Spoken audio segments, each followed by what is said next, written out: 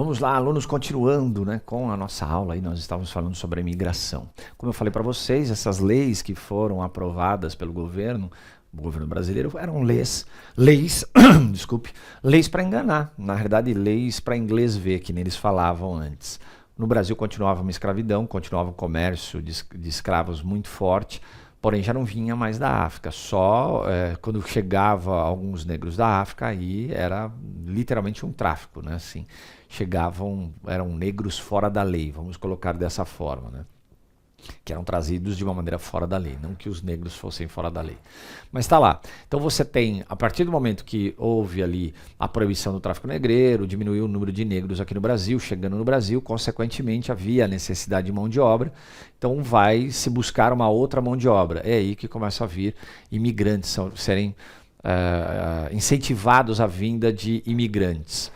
No primeiro momento vieram principalmente italianos, o maior número foi de italianos, e vinham para São Paulo, porque São Paulo era o maior produtor de café do Brasil, consequentemente a maior parte desses imigrantes vinham para São Paulo.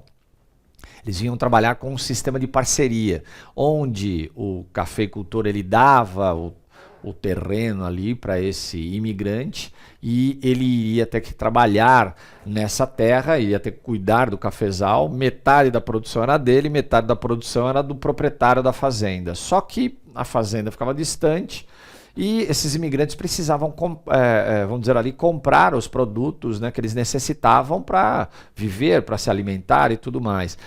O proprietário da fazenda monta então o que eles chamavam na época de venda, uma vendinha, onde lá vendia o arroz, vendia o feijão, vendia lá uma cachaça, vendia ali a banha, né, porque não tinha óleo de soja, então vendia os produtos que esses imigrantes necessitavam.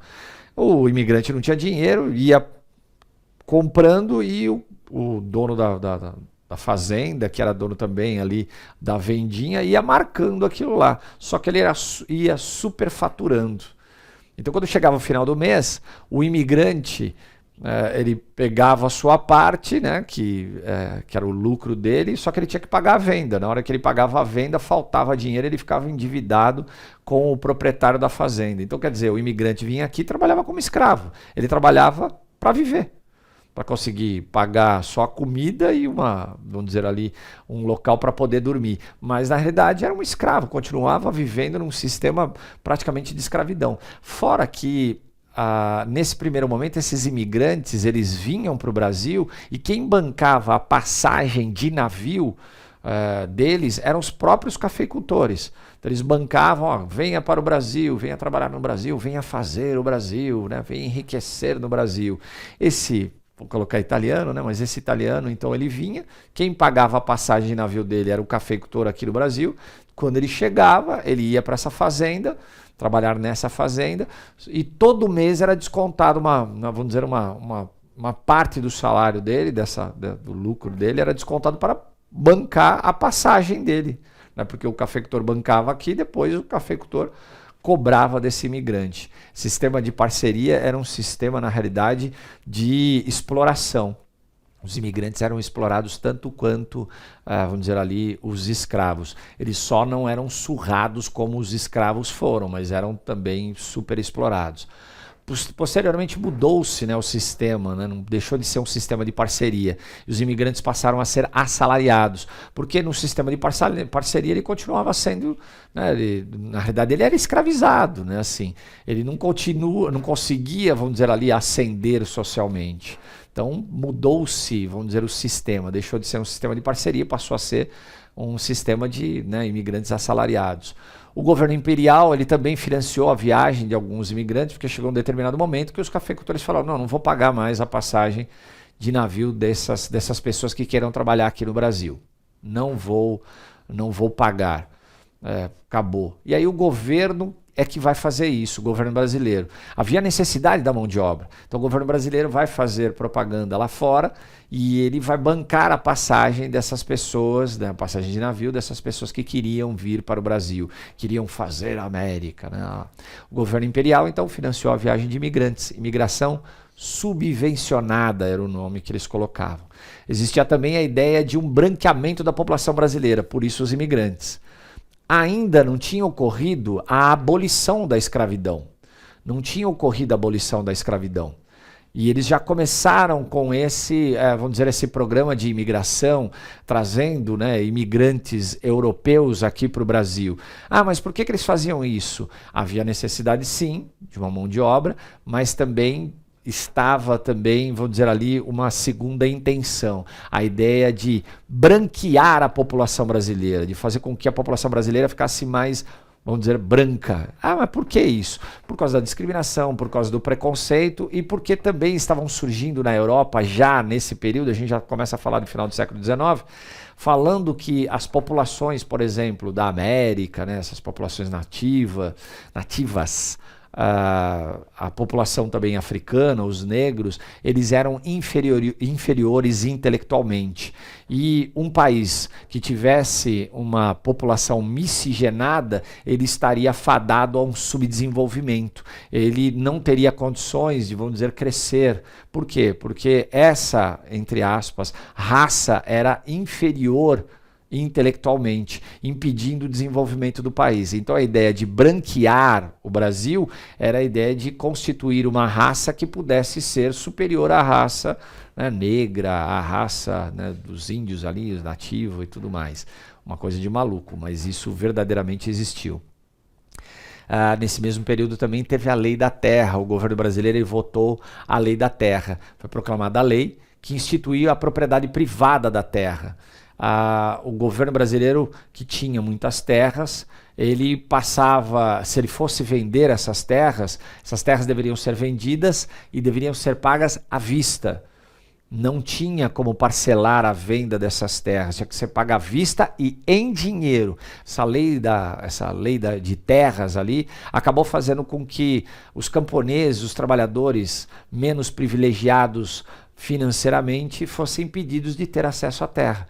Essa lei favoreceu aqueles que eram de uma elite, que tinham mais dinheiro.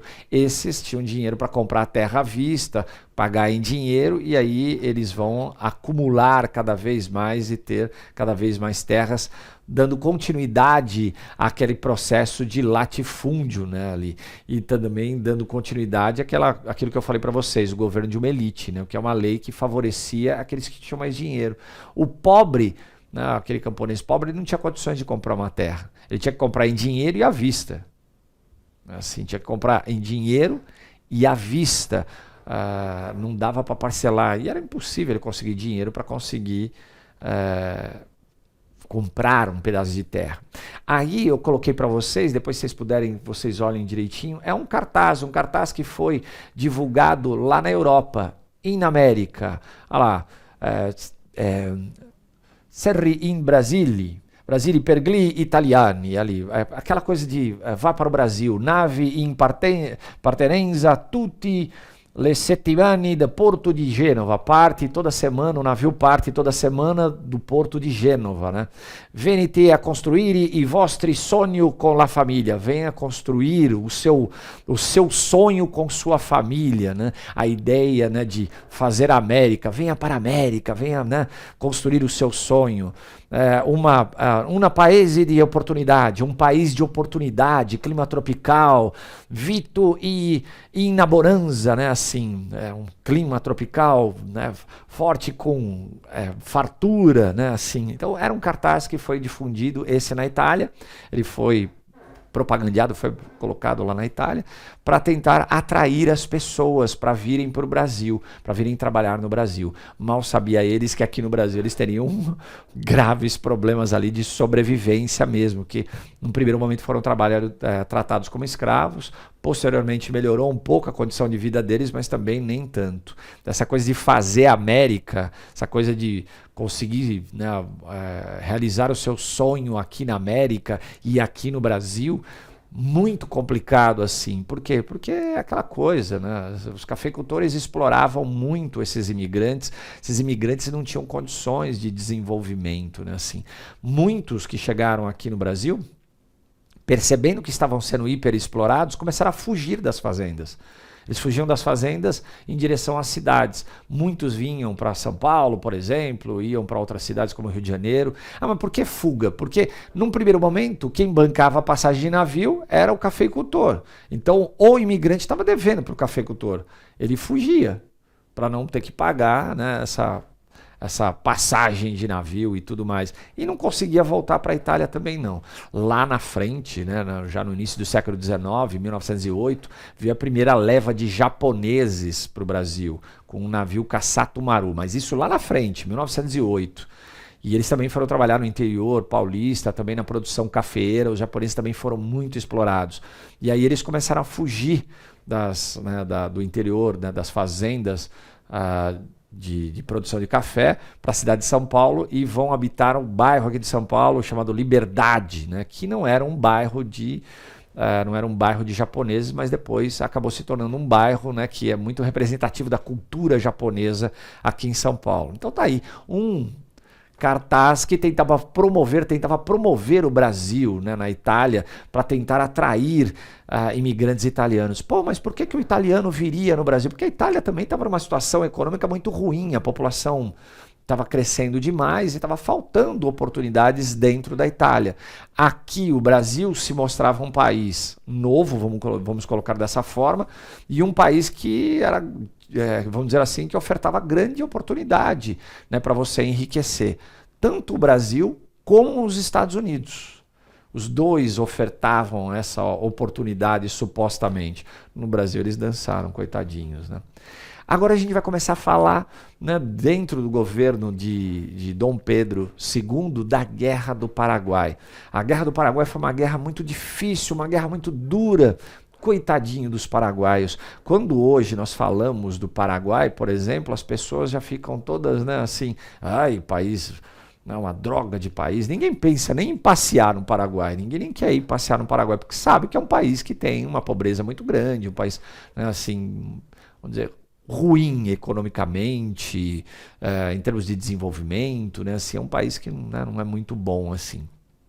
Mas por que o país está dessa forma? Por que o Paraguai está dessa forma? Por causa da Guerra do Paraguai, que acabou em 1870. Até hoje eles pagam por isso. É louco isso, né? Até hoje eles estão mal por causa da Guerra do Paraguai.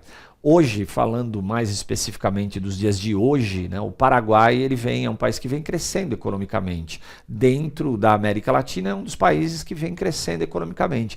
Porém, é um país que a sua economia ainda é muito fraca e esse crescimento econômico é muito pequeno, se comparado com o Brasil, que é um Brasil que hoje está estagnado economicamente, né? O crescimento brasileiro é bem pequeno assim, se não praticamente zero, né? Assim, porque, né, vamos dizer que atualmente a coisa está tão complicada que as perspectivas de crescimento para o Brasil são bem complicadas. Mas o Paraguai, ele não conseguiu se desenvolver, não conseguiu se transformar num país que pudesse ter um potencial significativo, principalmente por causa dessa guerra. Obviamente você tem outros fatores que nós vamos comentar a respeito, mas principalmente por causa dessa guerra. Bom, o Paraguai, a Guerra do Paraguai, ela ocorreu de 1864 a 1870. Então você tem uma guerra que ela não foi uma guerra pequena não, ela durou aproximadamente 6 anos. 6 anos de guerra é suficiente para destruir a economia de qualquer país. As guerras, elas levam todos os países a ter problemas econômicos, inclusive o país vencedor, a ter problemas econômicos. É óbvio que você tem em determinados momentos, em determinadas situações, você tem países que obtiveram vantagem. Se você pegar, por exemplo, Estados Unidos na Primeira Guerra Mundial, saiu-se bem dessa Primeira Guerra Mundial, saiu-se bem. Mas na maior parte das vezes, os países que entram em guerra, eles acabam demonstrando problemas econômicos posteriormente, mesmo o país que vence. O Paraguai, ele, no período dessa guerra, ele foi governado por Francisco Solano Lopes. O Solano Lopes, ele assumiu o governo do Paraguai em 1862. E esse cara foi o cara que, vamos dizer assim, que vai transformar o Paraguai no que ele é praticamente hoje, né? Assim, porque o Solano Lopes foi um governante que ele tinha ideias expansionistas, ou seja, de aumentar o território paraguaio. Isso levou o Paraguai à guerra e levou o Paraguai à situação, em parte, a situação que ele se encontra até os dias de hoje. Mas no próximo bloco a gente fala melhor da Guerra do Paraguai. Até o próximo bloco.